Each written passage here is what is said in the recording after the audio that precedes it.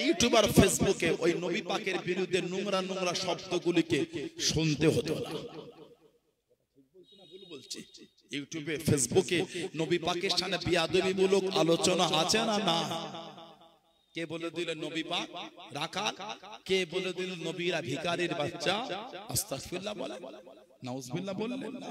এক একজন এক এক রকম শব্দ চয়ন আমার নবীর ব্যাপারে। আপনি নবীর ইজ্জত জানেন? আমার নবী যখন হেঁটে হেঁটে যেতেন, সাহাবারা নবীকে ঘিরে ঘিরে নিয়ে যেতেন। আল্লাহ পাক কোরআন শরীফের আয়াত দিয়ে দিলেন, আল্লাহু ইয়াসিবুকা মিনান নাস। সুবহানাল্লাহ বলবেন না? আল্লাহু ইয়াসিবুকা মিনান নাস। হাবিব, মানুষের কাছ থেকে আমি আল্লাহ আপনাকে হেফাজত করব, আপনাকে গার্ড দেওয়া লাগবে না। আপনাকে যে আপনার সাহাবারা গার্ড দিয়ে নিয়ে যায়, গার্ড দিতে হবে না। মানুষের কাছ থেকে আমি আল্লাহ আপনাকে হেফাজত করব। জোরে বলো, জোরে বলবেন না সুবহানাল্লাহ। আল্লাহ নবী টুকটুক করে চলে যাচ্ছেন। ও যুবকেরা, ও আমার মুরব্বি বাবারা, মায়েরা, বোনেরা, মহিলা, আল্লাহ নবী সাহাবারা আল্লাহ নবীর সঙ্গে টুকটুক করে চলে যায়। আল্লাহ নবী সাল্লাল্লাহু আলাইহি ওয়াসাল্লামের সামনে চলে যান, পিছনে চলে যান, ডান দিকে যায়, বাঁ দিকে যায়। আল্লাহ নবী সাল্লাল্লাহু আলাইহি ওয়াসাল্লামের কাছে কাছে যায়, ঘেঁষে ঘেঁষে যায়। ও যুবকেরা, আল্লাহ নবী দাঁড়িয়ে গেলেন। আল্লাহ নবী সাল্লাল্লাহু আলাইহি ওয়াসাল্লাম হুজুর আমার জানিয়ে দেন, হুজুর আমার শুনিয়ে দেন। ও সাহাবারা, আমি নবী সাল্লাল্লাহু আলাইহি ওয়াসাল্লাম, এত কাছে আমার এসো না, এত ঘেঁষে ঘেঁষে যেও না, এত পাশে পাশে এসো না। আমি নবী, সামনের দিকে একটু আগিয়ে যাও, পিছনে পিছিয়ে যাও, ডান দিকে সরে যাও, বাম দিকে সরে যাও। আল্লাহ নবী সাল্লাল্লাহু আলাইহি ওয়াসাল্লাম হুজুর আমার জানিয়ে দেন, ও সাহাবারা, ফাইন্না হাযা মাকামুল মালায়েকাতি, ফাইন্না হাযা মাকামুল মালায়েকাতি। আমি নবী, আমার কাছে জায়গাটা হলো আল্লাহ পাকের ফেরেশতাদের জায়গা।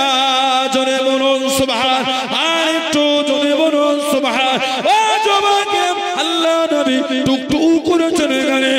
আল্লাহ পাকের ফেরেশতারা আল্লাহ নবীকে গোল করে ঘিরে হেঁটে হেঁটে যেতেন। জোরে বলুন সুবহান, আর একটু জোরে বলুন সুবহান। এত ঘেঁষে ঘেঁষে আসো, আমি নবী, আমার কাছে এত ঘেঁষে ঘেঁষে যেও না, একটু দূরে দূরে যাও, সামনে আগিয়ে যাও, পিছনে পিছিয়ে যাও, ডান দিকে দূরে যাও, বাম দিকে সরে যাও। জানো আমার এই কাছে জায়গাটা, জানো ফাইন্না হাযা মাকামুল মালায়েকাতি, আমার এই কাছে জায়গাটা হচ্ছে আল্লাহ পাকের ফেরেশতাদের জায়গা। জোরে বলো, আমার নবীকে ফেরেশতারা ঘিরে নিয়ে যেতে। জোরে বলবেন না সুবহানাল্লাহ। এত মাকাম আল্লাহ পাক আমার নবীর আল্লাহ করেছে, এত দরজা আল্লাহ। আমাদের নবী বলেছেন, কিয়ামত পর্যন্ত মদিনা শরীফে যে কটা প্রবেশের রাস্তা আছে, কিয়ামত পর্যন্ত প্রত্যেকটা রাস্তায় আল্লাহ পাকের ফেরেশতারা দাঁড়িয়ে দাঁড়িয়ে পাহারা দেবে। সুবহানাল্লাহ বলবেন না? এরা আমার নবীর শানই বোঝে। যদি নবীর আদব, নবীর শান জানতো, ফেসবুকে আমাদের করে বিয়াদবিমূলক শব্দ চয়ন ভিডিওগুলি দেখতে হতো না।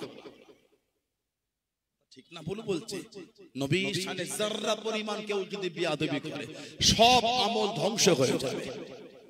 কোরআন শরীফ 26 পারা সূরা হুজুরাত 2 নম্বর আয়াত আল্লাহ পাক জিকির করে দিয়েছে, আনতাহবাতা আমালুকুম। এ দুনিয়ার মানুষ, তোদের জীবনের আমলগুলি এমন ভাবে ধ্বংস হয়ে যাবে, বরবাদ হয়ে যাবে, নষ্ট হয়ে যাবে। ওয়া আনতুম লা তাশউরুন, তোমরা কিছু বুঝতে পারবে না। লা তারফাউ আসওয়াতাকুম ফাওকা সাওতিন নবী ওয়া লা তাজহারু লাহু বিল কওলি কাজহারি বা'দুকুম লিবা'দ। যেমন তোমরা একে অপরের সাথে কথা বলো, ওইভাবে কথা বলো।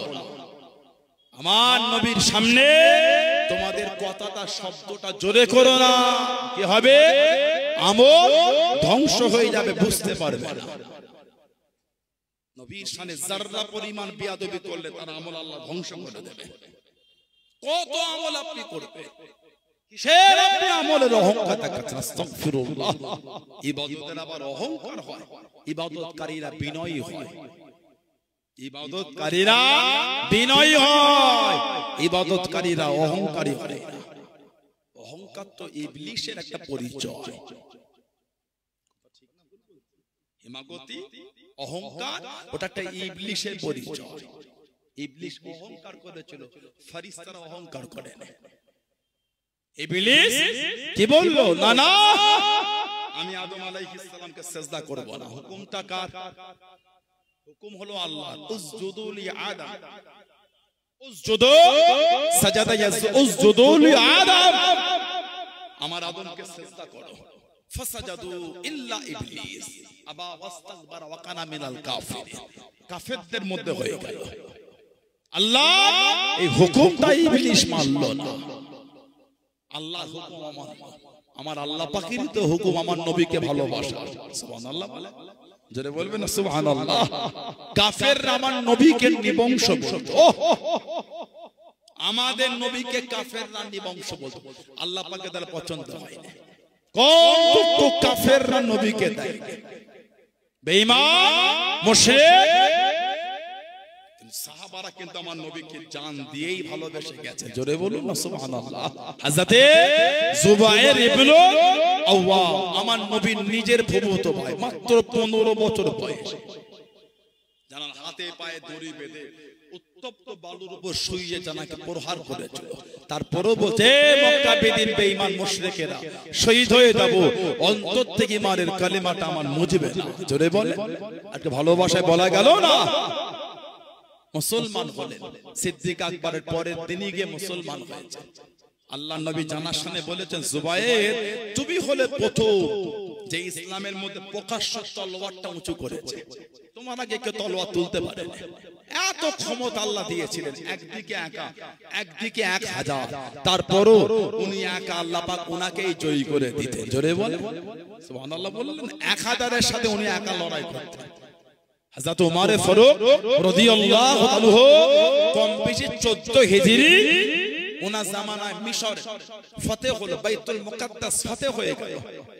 হযরত আমর ইবনুল আস রাদিয়াল্লাহু আনহু নেতৃত্ব নিয়ে গেলে মিশরের বর্ডারে গিয়ে চিঠি লিখতেন ওমর ফারুককে, হুজুর এদের সৈন্য অনেক, যদি আরো কিছু পাঠাতেন। ফারুক আযম 4000 সৈন্য পাঠিয়েছিলেন, আর চিঠিতে লিখলেন প্রত্যেক 1000 এর সাথে এক একজন করে পাঠিয়েছে। এই যে 4 জনকে পাঠিয়েছে, এই এক একজন একাই আরো 1000 এর সঙ্গে লড়ার ক্ষমতা রাখে। এই 4 জনের মধ্যে একজন ছিলেন হযরত যুবাইর ইবনুল আওয়াম রাদিয়াল্লাহু